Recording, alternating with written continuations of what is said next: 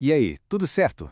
Hoje a gente vai desvendar uma das ferramentas mais importantes, talvez até uma das mais poderosas do mundo das finanças, o custo médio ponderado de capital, ou, para facilitar, o AC.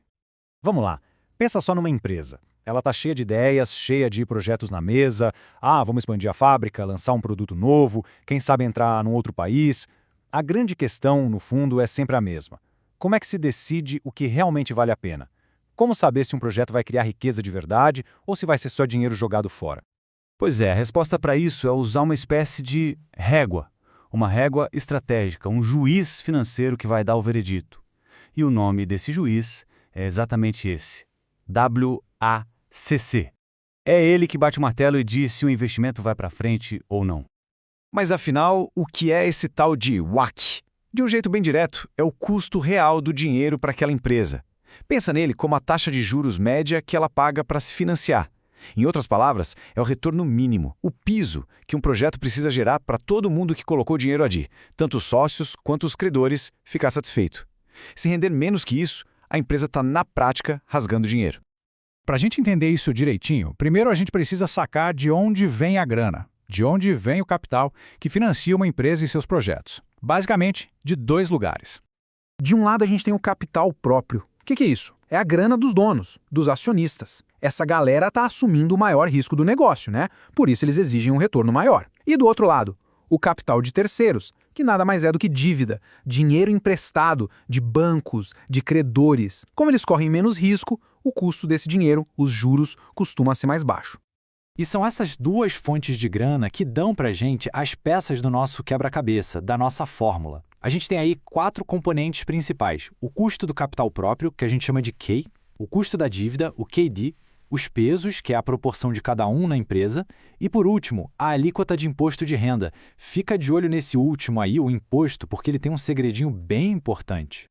Beleza, agora que a gente já tem as peças, bora montar essa régua. Vamos construir juntos a fórmula do WACC passo a passo. A lógica aqui é bem intuitiva, na verdade.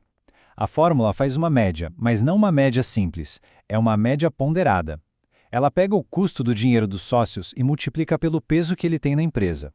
E soma isso com o custo da dívida, também multiplicado pelo peso dela. Simples assim. Mas agora se liga, porque aqui vem o pulo do gato. Lembra do imposto de renda? Então, como os juros que a empresa paga pela dívida podem ser abatidos do imposto, na prática, o governo acaba dando um descontinho nesse custo. Isso cria uma coisa que a gente chama de benefício fiscal da dívida e deixa ela ainda mais barata. E é por isso que a fórmula completa fica desse jeito. Tá vendo aquele 1 menos t ali, no final, multiplicando a parte da dívida? Ele é esse pedacinho que faz a mágica do benefício fiscal acontecer na conta. Ele ajusta o custo da dívida para mostrar o quanto a empresa realmente gasta, já considerando essa economia de imposto. Ok, a teoria é legal e tal, mas vamos ver como isso funciona na prática, né? Com números de verdade. Vamos usar essa régua num exemplo. A gente vai seguir um roteiro bem direto em 3 passos. Primeiro, a gente acha o custo do capital próprio, o Q. Depois, a gente define as outras variáveis. E por fim, é só juntar tudo na fórmula e correr para o abraço. Para o nosso primeiro passo, o cálculo do K, a gente usa um modelo bem famoso, o CAPM. Ele parece um bicho de 7 cabeças, mas a ideia é simples. A gente pega uns dados de mercado para estimar o que os acionistas esperam ganhar. Para isso, a gente vai usar a taxa livre de risco, que é o retorno de algo super seguro, o beta, que mede o quanto a empresa é arriscada em relação ao mercado, o prêmio de risco, que é um extra por investir em ações, e, claro, o risco país. Colocando todos esses números na conta, a gente chega num custo de capital próprio de 8,75% ao ano. Mas atenção, esse valor ainda está em dólar, ok? Agora sim, trazendo para a nossa moeda, para o real, e fazendo os ajustes necessários, a gente chega no nosso primeiro grande resultado. O custo do capital próprio, o nosso Q, é de 10,75% ao ano. Essa é a taxa mínima que os acionistas dessa nossa empresa de exemplo exigem. Beleza, agora para o passo 2, faltam as outras peças do quebra-cabeça. Vamos usar uns números de exemplo aqui. Um custo da dívida de 8%, uma estrutura onde 60% do dinheiro vem dos sócios e 40% de dívida, e um imposto de 34%.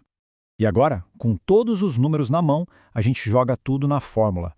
Junta o custo do capital dos sócios, o custo da dívida já com benefício fiscal E, tcharam! Chegamos no nosso número final. O AC da nossa empresa é de 8,52% ao ano.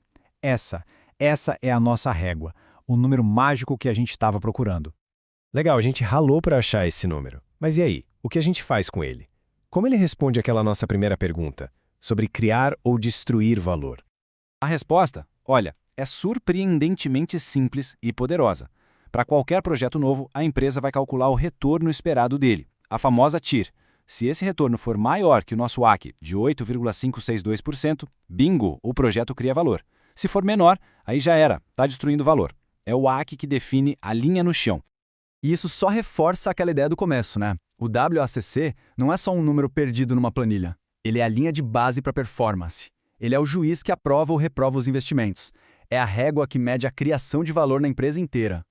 Então, da próxima vez que aparecer uma notícia de uma empresa fazendo um mega investimento, pode apostar que por trás de tudo tem um cálculo tipo esse, definindo se aquela aposta tem chance de gerar riqueza de verdade. A pergunta que fica é, agora que a gente conhece essa régua, como será que dá para avaliar os projetos que a gente vê por aí?